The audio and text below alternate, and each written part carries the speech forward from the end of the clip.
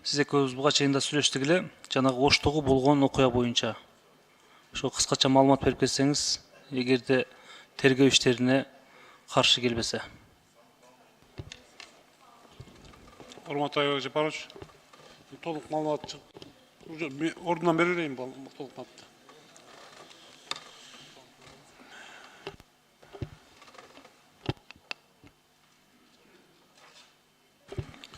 Урматтуу Нурланбек Тургунбекович, урматтуу депутаттар, кеңирээк маалымат берип кетейин анда мен уруксат берсеңиздер. Ички иштер органдарынын Кечиресиз, эгер кеңири маалымат берсеңиз, сиз борбордук трибунага чыгыңыз, сиз кичине отуруп турсаңыз. Таалайбек мырза, келиңиз, ички иштер министринин орун басары.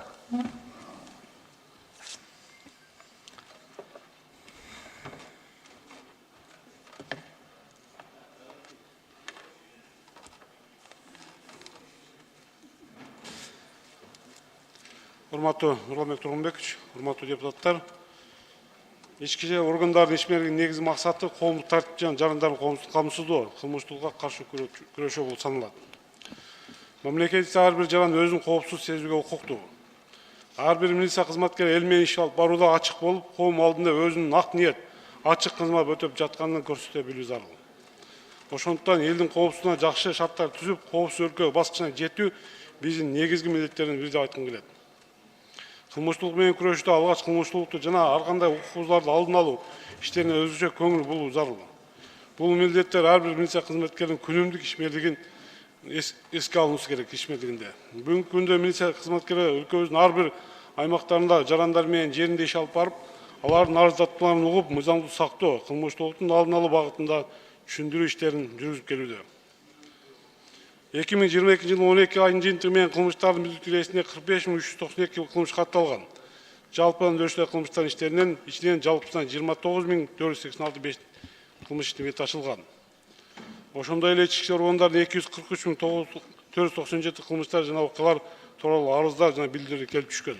Кечиресиз, урматтуу, бул сиз Нурбек мырза, сиз бир жылдык эмени берип атасыз, мен сизге болгон Ошто болгон окуяны сурап атам. Кыскартсаңыз жакшы болот, себеби менден кийинки да жазылган бул жерде депутаттар бар да, алардын да укугун Коомдо сүйлөшүбүз. резонанс жараткан Ош чергесинде болгон окуяга токтоло кетейин. 2022 жылдын 12 январынан 13 январга караган түнү саат 01:15 чамасында Ош шаарынын Курманжатка көчөсүндө белгисиз адамдар Баткен облусунун жараны Асанов Нурсултан Касымовичтин денесине мийиздүү укуш нерсемен бир нече жолу жаракат келтиришип, автоунаа менен качып кетишкен. Натыйжада Асан Нурсултан жаракаттан алган ошол жерден каза болгон. Ошол эле күнү 02:25 чамасында Ош шаарынын Курманжатка көчөсүндө орун алган алай дүкөнүнүн жанынан 1995 жылы туулган Низам Майрамбек Кубаныштын денесине бут бөлүгүнөн жана бычак жаракат алып Ош шаар ооруканасына жеткирилген. Сырткы байкоо камерасынын тасмасын көргөн учурда ага карата шектүүлөр бет маңдайына жана бутуна уруп денесине зарал келтирген көрүнүп турат. Азыркы кезде мезгилде жабырлануучу Ош шаарынын клиникалык ооруканасына бөлүмдө дарыланууда. Бул факттар боюнча 2023 жылдын 13 январында Ош шаардык маалыматтар электрондук журналына материалдар катталып, тергөө ченин өндүрүштө башталып, адам өлтүрүү фактысы боюнча кылмыш иш козголгон. Аталган кылмыш катталгандан кийин дароо эле мен өзүм министрдин буйругу менен Ош шаарына барып, ошол жерде атайын өзүбүздүн пландардын негизинде республиканын бардык аймагында кылмышкерлер кармоо боюнча масштабтуу деңгээлде иш-чаралар көрүлгөн. Кылмыштын изи суу ээлегине бетин ачуу максатында иши орундар республиканын аймагында атайын планга ылайык иш-чаралар киргизип, аймактарда стационардык жана мобилдик посттор коюлган. Кылмыштын иш алкагында иш-чаралар жүргүзүү шектүүлөрүн жана алардын жакындарынын даректеринде тинтүү иштери жүргүзүлгөн. Автоунаалар жана автолордун жүргүнчүлөрү текшерүү алынган. Жалпысынан 30-дан ашык блокпосттор коюлуп, 1000ден ашык автоунаалар токтотулуп, 5735 укугуздар аныкталып, протокол түзүлүп, 344 автоунаа жайга коюлган. Жүргүзгөн ыкчам аракеттердин негизинде шектүүлөр башкарып жүргөн автомашина табылып, анын ичинен далил заттар, бычактар жана башка далил заттар алынган. Кылмышка катыштыгы бар жарандарды кармоо максатында жалпысынан 30-дан ашык үйгө кечки тинтүү иштери жүргүзүлгөн. Бул кылмышка тиешеси кылмышкерлер кыска убакыттын ичинде кармалып, тергөө амалдарын жүргүзүү үчүн камакка алынганын белгилеп кетким келет. азыркы күнү бүгүнкү чейин 5 жаран кылмыш иши боюнча шектүү болуп кармалып 2 айлык камакка алуу чарасы талкаланган болчу. Азыркы күнү 1 саат мурда 6-чы жарандагы кармалып, азыркы кезде тергөө амалдары жүрүп жатат. Кылмышка шектүү болгон жарандар боюнча кыскача маалымат берип кетсем. Кыргыз Республикасынын атайын каттоосунда турган уюшкан кылмыш топтун лидери катары турган 1971-жылкы Досонов Кадырбек Акбаров азыркы кезде 2 айга камакка алуу тандалды. Мурда 10 жолу соттолгон. Акыркы жолу 2022-жылы бошонуп чыккан. Андан сырткары кармалган 5 жаран биздерде каттоодо туруп 5 жаран тең адам өлтүрүү, каракчылык, тоноо, ээн-баштык, денеге залал келтирүү, уурдоо, ушундай өтө оор жана оор кылмыштар менен соттолуп чыккан жарандар. Азыркы кезде 5 кармалган жарандан сырткары 6-чы кармал дагы 3 жаранга издөө жарыялаганбыз. Алардан сырткары дагы şu kılmışka şektü, же ушул уюшкан топтун мүчөсү катары жүргөн жарандарды кармоо боюнча азыркы толук кандуу иш-чаралар жүрүп жатат. Бул жерде белгилеп кеттерсе, уюшкан кылмыштуу топтун мүчөлөрү менен кече күнү дагы маалыматты айтып кеттим, биздин кээ бир жарандар, бизнесмендер, кээ бирки политиктер дагы ушул биздин жарандар уюшкан кылмыштуу мүчөсү катары турганын билип туруп, алар менен мамиле түзүп, кээ биркилери булар менен ишмерликте чогуу алып барган факттар да кездешет. Ошол боюнча азыркы кезде дагы ошо уюшкан кылмыштуу топтун мүчөлөрүнө карата алар менен байланыштар боюнча биздин иш-аракеттер жүрүп жатат. Рахмат. Рахмат. Мен суроо мындай да. Туура негизинде сиздер ушул аз күн ичинде кармадыңыздар бардык ошол жерде катышкандар. Менин суроом мындай да. Ушуну алдын ала караса болобу беле? Урматтуу Айбек Жапарович, соттолуп чыккандан кийин өз мөөнөтүн өтүп чыккандан кийин алар ар кандай аймактарда жашап жүрөт.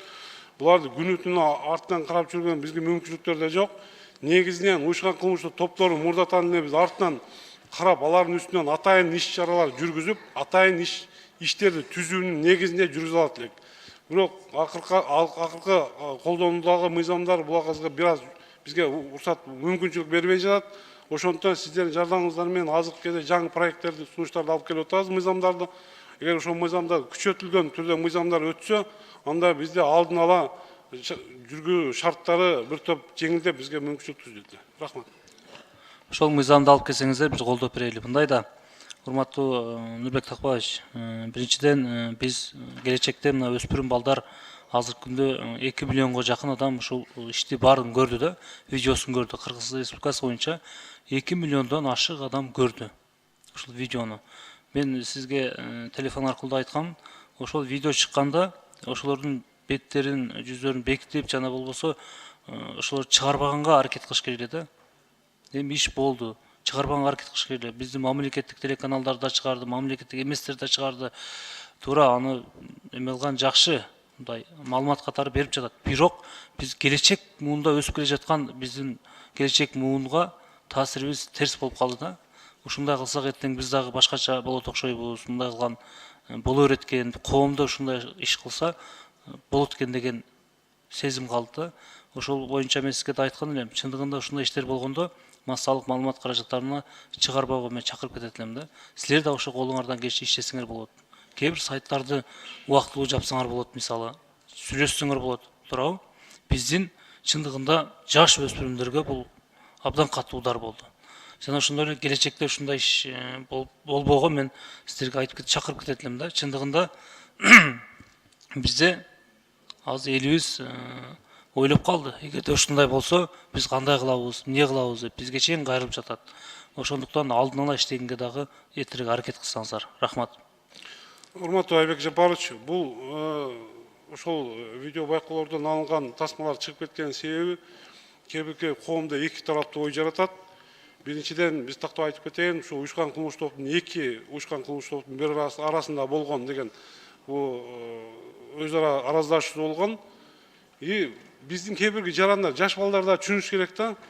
Биз айтып кеттик, эгерде кылмыштуу топтун арасына кошулуп, кылмыш жолуна түшүп, ушундай кадамдарга барса, эртең кылмыш жолуна тартылат, же болбосо өздөрү тараптан эле ушинтип кол бутун сандырып өлтүрүп салууга чейин барат депчи. Бул деген кээ бирки жаштарга да таасир берет. Мындай карап көрсө, өзү шуушкан кылмыш топко барсак өзү дагы ушинтип өлтүрүп кетиши мүмкүн деген кандай да алдын ала таасирдери болушу мүмкүн деген бар.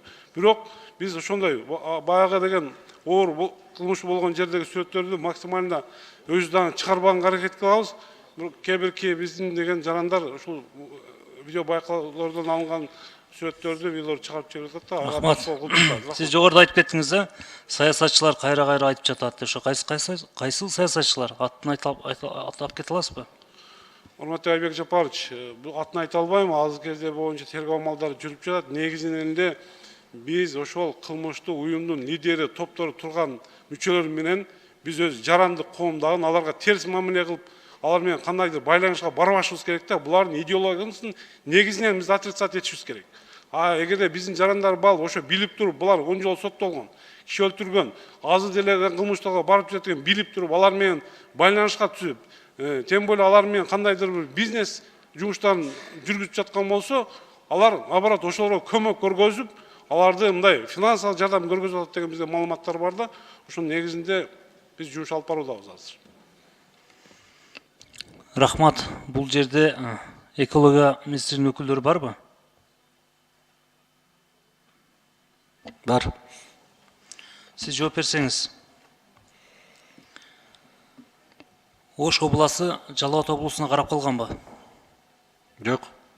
Не үчүн анда Ош облусундагы кээ бир райондогу ушул именно ушул экологияга байланыштуу каттарды жазса, Ош облусунан Жалал Абад облусуна барып, ал жактан 2-3 күндөн кийин ответи келгенден кийин кайрадан беришет экен жообун. Бул не деген нерсе? Ошту областты өзүнчө бөлүп койсоңор болбойбу? Бул Ош шаары, Ош облусу, Ош шаары Кыргызстандын экинчи столицасы да. Эске алайлык, тештирип көрөлү. Тештирип Эмне үчүн ушу мурун бөлөк эле азыр бирге кылып коюп атсаңар? Макул, эске алып турасызга кат жүзүндө жооп берейин. Рахмат. Рахмат. Кийинки сөз депутат Самый Кожо Мирланда. Рахмат. Мен анда дароо эле Ички иштер министрлигине суроодон баштайын. Бир отуло трибунада турат. Урматтуу министрдин орун басары, азыр дагы сөзүңүздө кыйытма айтып кеттиңиз. Буга чейинки маалыматтарда дагы уюшкан кылмыштуу топторду каржылаган саясатчылар бар деген маалымат чыкты эле, туурабы ушул? Ооба, ушундай маалыматтар бизде бар, урматтуу мырза. Маалымат чыккан. Эгерде ошондой маалымат чыккан болсо, чын болсо, ошол саясатчылар кимдер? Атын атабайсыздарбы? Уюшкан кылмыштуу топту каржылап аткан саясатчылар кимдер? Урматтуу мырза, бул боюнча азыркы кезде бизден тергөө амалдары жүрүп жатат. Ошондон тергөө амалдары бүткөндөн кийин гана сизге маалымат бере алабыз. Азыр тергөөнүн купуя сыры азыркы кезде. Тергөө амалдары жүрүп жаткан учурда анда мындай маалымат берилбеш керек болчу да. Жок, урматтуу мырза, бул боюнча маалымат бербесек, биздин кээ бир жарандар ошо кылмыш иши козголушу мүмкүн, биз дагы жоопко тартышыбыз мүмкүн деген алдын алуу чараларына бирине кирет да бул дагы. Биз эскертүү берип турушубуз керек. Биздин ушулган кылмыштуу мүчөлөр менен байланышпагыла, тем более алар менен өзүнчө бир бизнес аракеттерин жүргүзбөгөнүнөн түшүнүктүү, биз өз коомго жеткирип турушубуз керек убагында. Демек тергөө иштери бүткөндөн кийин кайсыл саясатчылар экенин ачыктап бересиздер. Албетте, бул күтөбүз. Рахмат. Жооп берип коюңузчу, ОПГ боюнча бир чоң маселе көтөрүп атышат. Спорт чебердин баары ушул ОПГ болуп кетип атат деп. Ошо боюнча так биздин спортсмендердин аброюна шекелбеш үчүн, намысына бир так жооп берип коюңуз статистика. Канча спортсмен ошо ОПГга кирип кеткен деп. Мына 2000 ОПГ бар дейсиздер. Ошонун канчасы спортсмендер? Атактуу спортсмендер барбы ошондой? Айтайын дегени баягы бир кумалак май, бир карын майды чиритет болуп атат да. Спортсмендердин аброюна шекелди бериш максатта бир аналитик көрүп коюңузчу статистиканы. Урматтуу Эми Эркич, акыркы болуп жаткан окуяларда туура айтасыз деген спорт менен машыккан жаш балдар кылмышка барууда. Бир ошол себептен бүт Катуураак айтып коюңуз. республикада жайгашкан спорт клубтардын ээлери менен ошол катышкан балдар менен жумушту алып барып атабыз. Азыр карап көрсөк эле могу Ош, Жалал Абад, город Ош, Ош облусу боюнча 151 спорт клубу бар экен.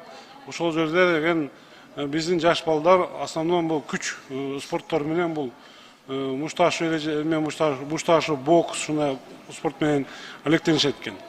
Ушул жаш балдар даже кээ биркилер бизде учетто турбагандар деле, учетто тургандар деле бул кээ биркиси өзүнүн деген ден соолугун чыңоо магдайында өкүнүчүсү кээ бирки деген ошо кылмышка барып жүргөн жарандар ошол спорт менен машыгып күчтөнүп алып туруп кылмышка барууга даярданып жүргөн жаш балдар бар да. Мен бул жерде спорт менен алектенген биздин деген спортсмендерге эч кандай шек келтиргим келбейт. Даже спорт менен ошо спорт залынын ээлерине деле шек келтиргим келбейт. Бирок ошо спорт менен машыктырган машыктыруучуларга дагы суранып кетет элем. Ошо жаш балдарды, келген балдарды жүрүм турумун карап, ошол жерде акыл насаатын айтып, бул спортту только биздин деген туубузду, желегибизди көтөрүп, кандайдыр соревнованияларда утуп келгиле, бирок муну кылмышка колдонууга болбойт деген негизде тайын берсе, бизге чоң жардам болот эле да. Азыр кезде биз акырынан учет жүргүзүп атабыз. Ошол спорт менен зашыккан залдарга да барып, ээлери менен сүйлөшүп, ушу кылмышка баруудан алек болуусун оюнча жумуштарды жүргүзүп турабыз. Рахмат. Рахмат, Жолдош генерал, жакшы жооп бердиңиз. Рахмат. Мен айтайын дегеним, жакында эле бир статистика бердиңиз. 2000 ОПГ бар депчи. Ошонун статистикасын көтөргөндөн көрөк, азайтуу бир жакшы бир механизмдерди, сунуштар берсеңиздер жакшы. Рахмат. Кийинки сөз Бакиров Өмүрбек Мирзалиевичке берилет.